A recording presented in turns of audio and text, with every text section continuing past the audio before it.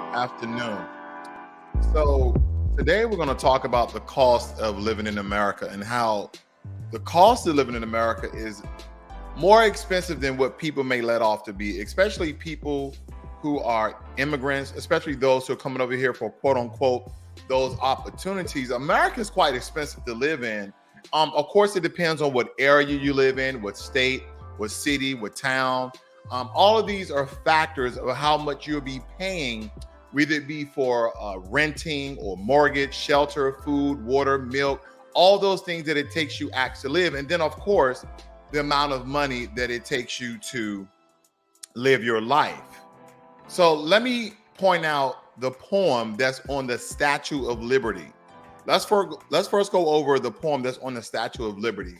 It says, "Give me your tired, your poor, your huddled masses yearning to breathe free, the wretched refuse of your teeming shore. Send these, the homeless, tempest toast to me. I lift my lot beside the golden door." So for those who are looking for opportunities, for those who are looking for a better way of life here in America, you may be landing on some of the terms of "send these, the homeless," if you don't watch out for these particular things we're going to cover.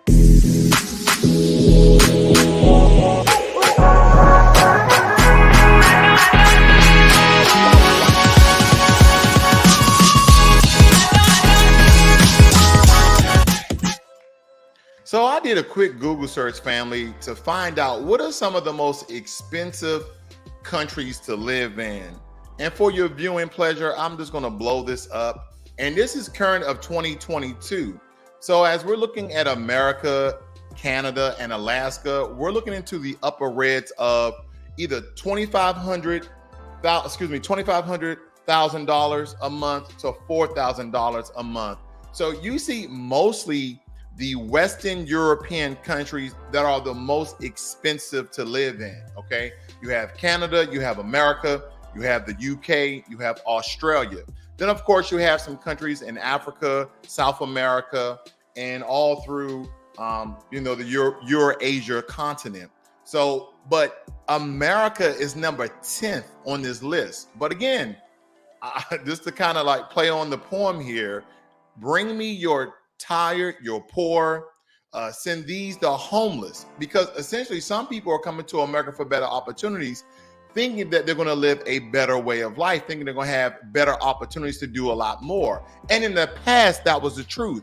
But rapidly, America, and I've been doing some videos showing you how the system of America within itself is built upon greed when it comes to the economy. Now, it's built upon greed from the very, very beginning of this country, going back to chattel slavery, but that's neither here nor there. But we're talking about how expensive it is to live in America, and we're going to look at some of these countries that you probably not even thought of living in.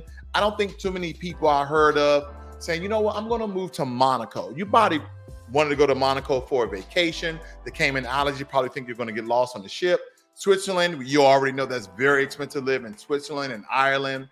I don't know how to pronounce the fifth name. Iceland, Singapore, Luxembourg, Norway, and then number 10, the United States of America, ranking at number 10, the most expensive countries to live in. But yet again, there's a lot of people pointing to America. Now, there's a large population of people who are not being accounted for, those illegal immigrants. It doesn't matter what border, what ethnic group, what race I'm referring to, but they kind of fly under the radar because they take jobs that don't essentially deduct their taxes.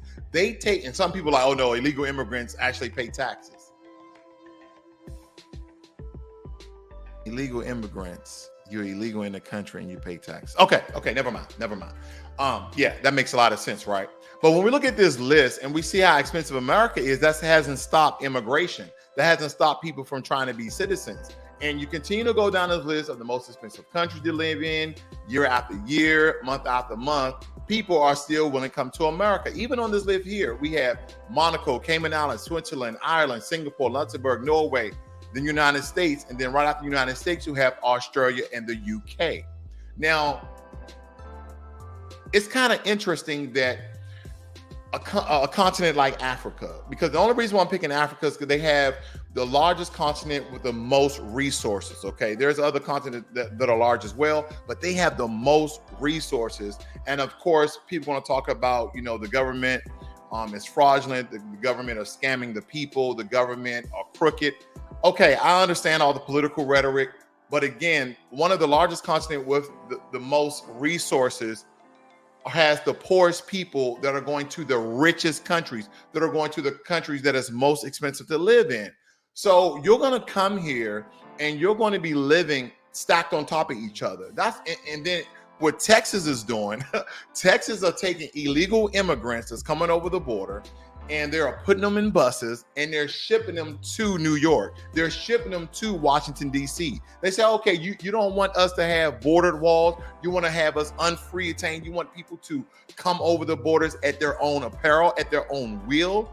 You don't believe that the most powerful country in the world should have a border? When I go to third world countries, they have borders, either national land masses, or they actually have walls and gates and fences and moats and trenches to stop people from illegally entering the country.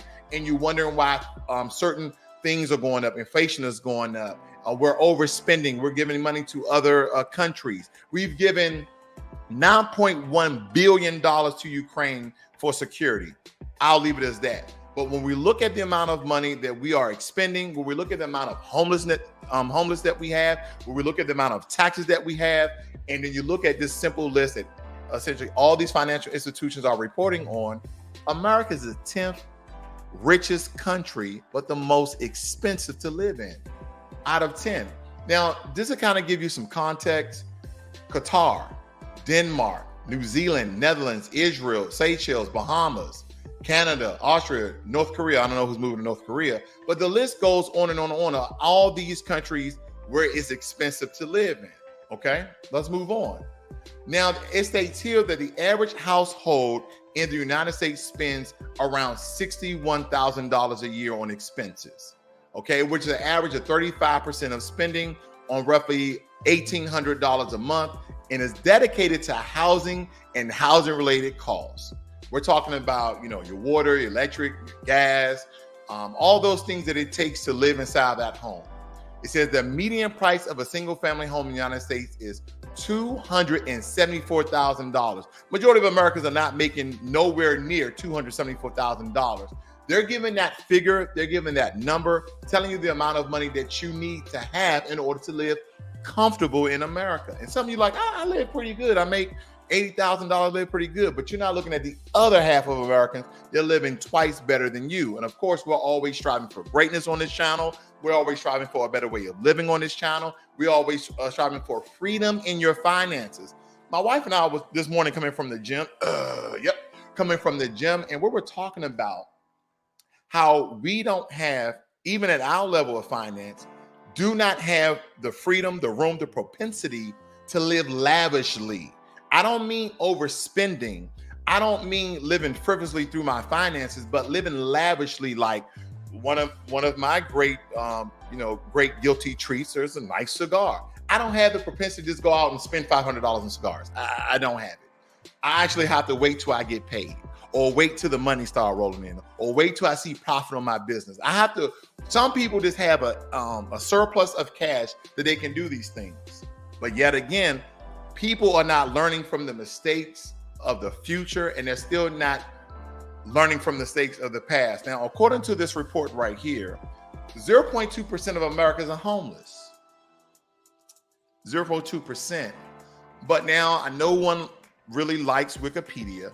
But as I'm looking at these countries with the highest amount of homeless per 10,000 people, now I'm looking at Russia, Switzerland, Hong Kong, South Korea, Grenada, Spain, Costa Rica, Croatia, Norway, Romania. Some of these are third world countries. Poland, Portugal. Now, Portugal is one of the cheapest European countries to live at, FYI. The capital city of Portugal, I believe, is Lisbon. We have Italy, Turkey, Finland, Brazil, Canada, Iceland, Denmark, New Zealand, India, Lithuania, Estonia, Ireland, Vietnam, and the United States of America. All of those countries I just read have a less percent of homelessness in their country. And I know what you're going to say, but their standard of living is lower than America. And for some of those countries, absolutely correct. Now, and of course, the top 10% of the people that live in those countries live better than the middle class here in America. That's neither here nor there, but I wanted to give you some reference and context of countries that has less percent of homelessness people living in them versus America. Because again, America is the 10th most expensive country to live in. And we're going to get to the taxes part. We're going to get to the taxes part because a lot of us, we don't want to be a socialist country because we look at the UK, we look at a lot of European countries that have universal health care, dental care, and there's a lot of benefits of living in these other countries, but they're being taxed above 35 and 40% of their business profits and all those individual personal incomes, okay? But look at this right here, family. Let me back this up just a little. Majority of Americans say they're worried about being able to pay for housing. And of course, this came out August 15th of this year. So people are like, yeah, we're living in some harsh times right now because of inflation. Some of the effects with the war with Ukraine and Russia are affecting Americans on some degree. But don't forget, the report came out that America, we have 100 years of natural gas and oil saved up in order to sustain ourselves. Now, a couple of months back, I gave a report that we were only receiving 4% of energy fuels from Russia. So that means that we were supplying ourselves with 96% of that. Ever since Obama started that initiative of fracking, okay, the residue of oil, using that as fuel as well, have increased our oil supply. And a lot of you then, why the hell did oil go up a couple of months ago? That always happens, just like the market is still down. Anytime a couple of crises happen in the world and they affect America in any sort of way, prices will go up. Now, it says here that nearly 60% of renters saw a rent increase during the past year, while just 38% said they saw their income increase. So that's about half of the people who are going to be hurting at the pump, hurting at the grocery store, hurting to pay their bills in general. It states here that rent increased 15%, said it was a hike of more than 10%. That's an astronomical price. That's really extreme when you're living paycheck to paycheck. While 48% of respondents said they have cut non-essential items like entertainment, like we're not going to the movies, we're not going out to eat because we just can't afford it because of rising prices. 44% said they have put less money towards their savings. What does less money towards your saving mean, family? What does less money towards your saving mean? That means that you have to decrease the amount of money you put in your 401k. That means you have to decrease the amount of money you put in your IRA in order to live your everyday life. Meaning when you hit that soil age of 65 years or that soil age of 67, where most people retire here in America, you're not going to have enough money to sustain yourself. And some people are Walmart greeters because they just want something to do. And some of them are Walmart greeters because they have to do it to bring in supplemental income in order to live their lives, in order to pay their bills. Okay. And I'm going to read what CNN report on the people who took this survey, because this is the mindset of Americans. We're not learning from the past of 2008, 2009. We're not learning on historical references like the Depression of 1929. We're just not learning. And we have foreigners coming here think it's going to be all gravy. It's going to all be sprinkles on side of cakes. No, America is expensive. It's probably more advantageous for people to stay in their country and build up. FYI, just letting you know, or you're going to be living stacked on top of each other like a lot of us are today. Okay. It states here that a majority of survey respondents, 62%, say they were concerned about not being able to pay for their houses in the next year. An even greater share, 84%, said they are concerned about an economic recession, and half are concerned about losing their job. Now, first and foremost, CNN, we are already in an economic recession, so that's not any new news.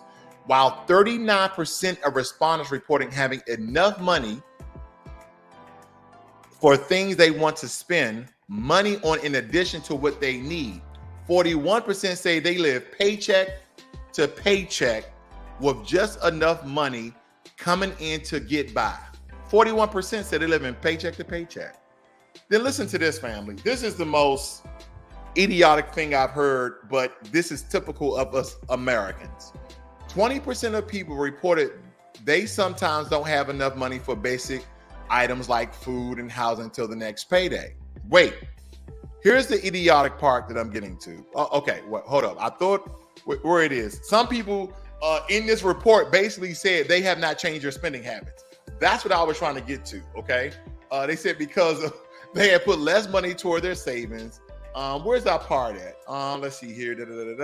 But there was a part in here that I thought I highlighted that like 30 or 40% of Americans stated that they have not changed their spending habits.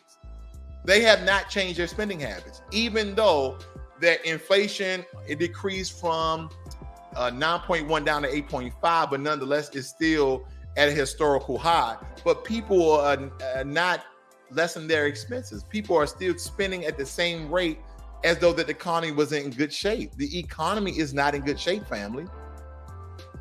I don't understand the mindset and continue to do it. Never mind. You know what I'm getting at with that. I'm just going to move on. Now, when it comes to taxes, this is very important. Now, we understand the tax brackets of 2021, and I'm giving you 2021, and we're going to move to 2022. I'm trying to give you some compare and contrast so you understand what I'm getting at. Now, we can go through the amount that each person makes per year and that tax rate dealing with your yearly income. So again, you guys just cipher through the list here and look at where you fall and the amount of money. I'm just going to go right down to the 37% mark of those single and qualifying Americans who are married and found jointly. If you're making $500,023 or more, you're going to be taxed at 37%. This is 2021. And of course, $628,000 or more, you're going to be taxed at 37% or more. That's the highest that we have with this tax bracket. Hopefully that percentage does not increase. Now, I don't think 37% will increase. There's a way that the IRS and the federal government likes to do things to tax people very intelligently. They won't change the amount of percent that they will tax Americans. So whatever bracket you fall in, let's say you fall in at the 22% or the 24%. No. They won't essentially increase that percentage. They will decrease the amount that you make a year so you fall into a higher tax bracket. Let me give you an example. So if you're at the 54,000, 22% tax rate, 54,201 to the 86,350, and you're single head of household, they're just going to say those Americans who are making 85,350 are going to pay 22%. And they're going to lower that tax bracket a couple of thousands at a time. Okay, let me give you another reference in case you didn't understand that one. Those Americans who are making $53,201 needs to pay 22% tax rate. That's the tax rate that you at. Because at first, those Americans who are making $54,200, okay, that $1 makes a difference. But now they decrease it by $1,000. So now those people who were in the 12% tax bracket almost double their tax rate. So they're going to be paying double the amount of taxes next year. That's if they did that this year. But I digress. I'm not trying to be the bearer of bad news because there's good news, unfortunately, because I think this is going to bite us in the butt a couple of years from now. That's the only reason why I say this, because the inflation, I forgot the Government Inflation Act or something like that. I forgot the name of the actual act. Give me a second here. Oh, that's what it's called. The Tax Inflation Adjustment for year 2022. So the Tax Inflation Adjustment Act, that's the name of it.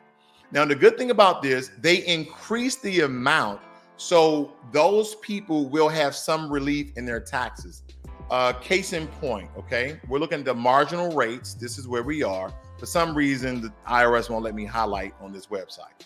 But nonetheless, it says 35% for incomes over $215,000 or $432,000 for married couples. You're going to be paying the 35% rate. okay? And as we come down here, there's a lot of information letting participants, those who participate in paying taxes, if not, they'll come for you if you don't have loopholes like your rich buddies, or you don't have an LLC or S Corp to hide certain tax tax shields from that and tax harvesting from that, then you probably know what I'm referring to. But what they have done, they increase the amount of money that you can essentially make, okay? They increase the amount of money that you can make at the same tax percentage, meaning you won't be taxed as much. Hopefully that clears up anybody. It says here, let me go back up here. It says the standard deduction for married couples filing jointly for the year 2022 rises to $25,900, up $800 from the prior year. For single taxpayers and married individuals filing separately, the standard deduction rises from $12,950 for 2022, up $400, meaning that they increased the rates, they increased the ranges so you can make more and stay in the same tax bracket, okay? So you're not going to be taxed more, because we understand the job market has been booming. People have been getting raises and bonuses. So you're thinking because of the rate of inflation, due to this Inflation Act, you're going to have some release when it comes to paying taxes, okay? And that should be executed for the tax year of 2022. So when you guys file taxes that year, you guys will be good to go, okay? Now, we're going to talk about the Inflation Reduction Act. Now, I wanted to point this out numerically, and now we're going to make context to it. It said it would not raise taxes on small businesses or middle income families, okay? But it does state in the Inflation Act, companies like Nike or Amazon, who pay very little in federal taxes, if not any. The Inflation Reduction Act also includes a 1% excise tax on corporate stock buybacks, meaning that they're going to have these large corporations, billion-dollar corporations that's worth trillions of dollars, to pay 1% more in that particular tax. But for those of you who have bought electric cars, I'm not a big proponent of 100% full electric cars. I'm now just getting to the point of hybrid cars. The infrastructure for electric vehicles are not there. Like you got to get a battery charger for your home and hang it on a wall and plug in there. Then you got to go to your Holiday Inn or your Whole Foods to find a charging place. Now, some of you people who live in certain states like Oregon and Washington, their infrastructure, in California, their infrastructure is being built a lot faster than other states like Texas, Georgia, those southern states. You know, they're not really building infrastructure as fast. They're building it, but it's not as fast. So me personally, I'm more of a non-plug-in hybrid sort of guy, because I don't want to plug in. I still want to use a little gas, but I do want to have more mileage, more MPG when I'm driving. Now, according to the Clean Energy Tax Credit, 10-year extension of the homeowner credit for people like myself who get in solar panels, that's already in operation for rooftop solar panels. That tax credit also benefits people who purchase energy efficient water heaters like your tankless water heaters or your hybrid water heaters. They have those as well. Look at Home Depot. Heat pumps and HVAC systems. Very important. Now, when it comes to electric vehicles, it says that the Inflation Reduction Act also contains provisions for electric vehicle tax credits.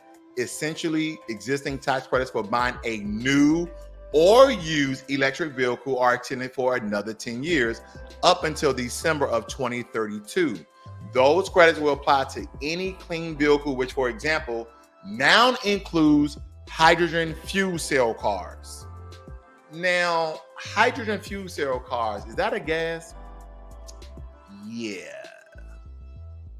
It's not like they're taking water, which is 2-part hydrogen and 1-part oxygen, and they're separating the hydrogen from the oxygen so you can use water. That technology is already out. It's been out for at least 10, 15 years, but a lot of those stories get covered up. I don't want to put on the 10-4 kufi, not today, but I'll move on, okay?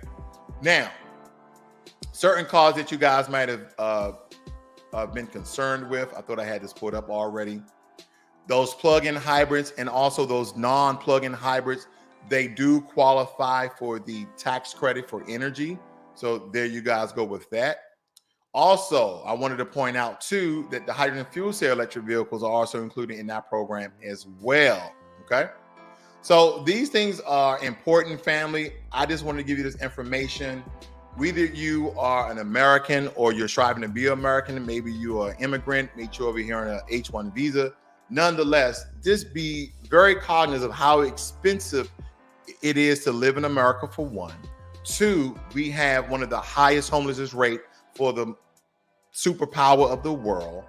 And three, if you're still spending at the same rate and percentage that you've always had, then I'm just going to be very professional when I tell you this. You dumb as hell.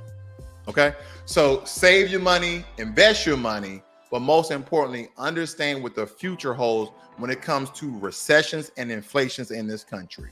So don't just go on a tangent and splurge and spend like nothing's going on in the world, or you're going to end up homeless. And just a quick disclaimer, I have nothing against homeless people. Some people in America actually choose to be homeless. Okay. But for those who made bad decisions financially, I guarantee those people do not want to be there. And we should be learning from their mistakes. All right. I'm going to look at some of your notes here. I see Jermaine Anderson in the room. Thank you for moderating, sir. We have Brent C. I see my buddy Dapo in the room. He says, don't forget trying to force people to buy electric cars they cannot afford. Absolutely. I'm glad you brought that up. Electric vehicles, family, are very expensive. I'm thinking the cheapest you can get an electric vehicle, I think is the Model 3. They say $35,000, but majority of people pay $40,000.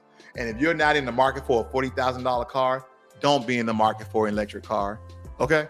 It just don't go together. Okay? Of course, Jermaine Anderson, if you're new to this channel, Financial Literacy 101, where I give financial and political commentary, please subscribe and like this video. Okay. And like mean like or dislike. You know, I'm neutral here. Also, Dapo says, with people that have small businesses that's going to a different tax bracket, which means higher. Absolutely. Good point out there, Dapo. I see my buddy Lawrence there. What's going on, Lawrence? He's another subscriber, Ricky Manor channel, one of my good buddies. I go over to his channel and parlay with him.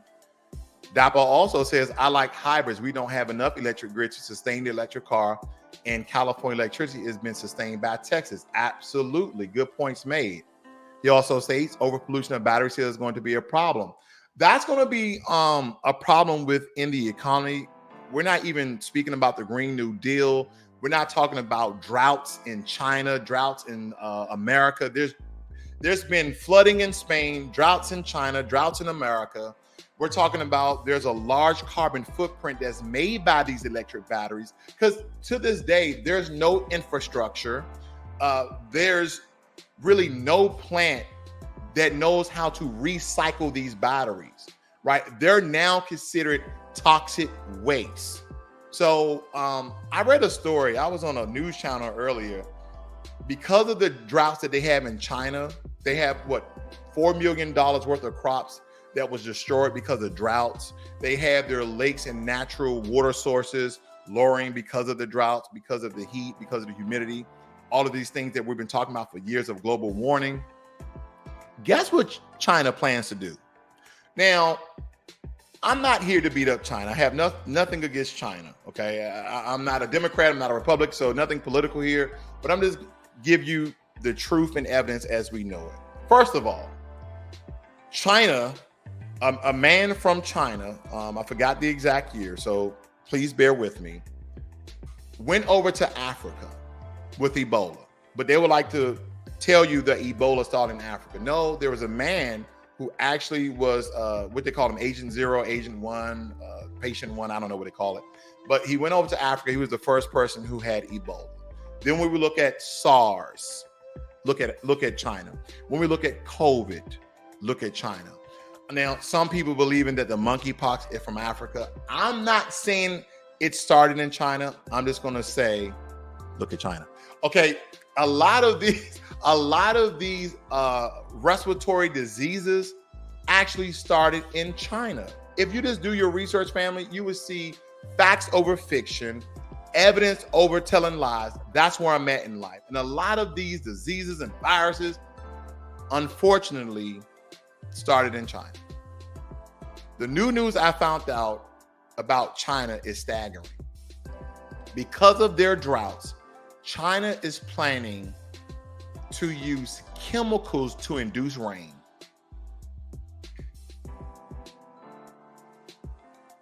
China is planning to use chemicals to induce rain. They had a plane, I think at 30,000 feet, that's majority above the clouds. That's why most airplanes fly 30,000 to 34,000 feet above the clouds. So they don't have too much turbulence. And they had these long hoses sticking out the back of I think a C-37 or something like that, spraying whatever chemicals to induce rain. If you spray chemicals in the air to produce rain, what type of rain is that? That's toxic rain, is it not? That's chemical, I don't know if that's a proper term, but chemical rain or toxic rain or acid rain. I remember when I was really young, growing up in Washington, D.C., I used to, when it rained and I was already, soaking wet, I used to just drink rainwater. A lot of us did it as kids. Yeah, drink some water. Okay, I drink the rainwater. Family, don't drink the rainwater no more. Don't drink the rainwater. Lauren says, yeah, I heard the droughts are bad. Yeah, they're absolutely bad. A lot of their crops. And just to kind of, I don't want to spotlight China too much. Again, I have nothing against the country at all, other than the viruses that came out of there. Let me see. I'm just going to type in China chemical rain. Because a lot of times people just think people on the internet gaslighting other countries, talking bad about other countries. I'm not that guy. So I'm just going to go to other news sources that point this out. Here we go. China plans to use chemicals to generate rain to protect its, crops or whatever. It says the government says it would try to protect China's grain harvest from record-setting drought by using chemicals to generate rain. That is from NPR. CNN says China is seeding clouds to replenish its shrinking Yangtze River. Okay. BusinessStandard.com says China plans cloud seeding to protect crops using chemicals. And the list goes on and on. France says cloud seeding China attempts to induce rain, blah, blah, blah, blah. Now, I'm not a big proponent. I'm not a meteorologist. I don't know if clouds like birds travel. I don't know how old clouds can be. So I can't even speak on it too tough. But let's just take, for instance, clouds can travel. Eventually, those clouds will be here. But I don't know, okay? I'm speculating. I'm just having a little bit of fun with it, okay? I see Drico in the room. He said, if we've been honest, doesn't the U.S. do the same thing? I don't know. You know what? Let's look it up. I got a couple more minutes here. Let's look it up. Good old USA. Because if we're doing the same thing, then we all in trouble, family. We should have we're not been using drinking rainwater for quite some time now. See, the U.S. EPA says, oh, you guys can't see it. What is acid rain? It says acid rain results when sulfur dioxide and nitrogen oxides are emitted into the atmosphere and transported by wind and air currents. Okay. Does the U.S. still have acid rain? States here, the story of acid rain from the 1970s is preserved in the newspaper headlines, textbooks, and turns out that the soils of the northeastern United States, 40 years after humans first began tackling the problem, the impact of acid rain still lingers in New York, Vermont, New Hampshire, and Maine, according to a study. Let's see. They're talking about how they're trying to, I guess, correct or deplete or decrease the amount of acid rain in the United States. Let's see. Let's ask a question to Google. How about that? Does the U.S. Is there chemicals? Is there chemicals in the rain? I don't want to bore you guys too much. They said the U.S. ratified the Geneva Protocol, which banned the use. Oh, here we go. The U.S. ratified the Geneva Protocol, which banned the use of chemical and biological weapons on January 22nd, 1975. Okay, we're talking about weapons. Right. I don't really see any information that the U.S. have used chemicals to induce rain pour in the United States of America. I'm thinking that Texas, one of the driest states in the union, would absolutely do that more than any other state, where a state like Washington probably wouldn't have done that. Okay, family. So if you like what you're hearing, please give this video a thumbs up. If you're not a subscriber to Financial Literacy 101, please subscribe to the channel. Okay. So yeah, Drico, I don't really see any evidence. That doesn't mean that there isn't any evidence. I'm just did a quick Google search. But thank you, family, for staying with me as long as you have. Hopefully you find this information informative and insightful. This is Financial Literacy 101. Learn money and be inspired. You guys have a great and wonderful day. Hump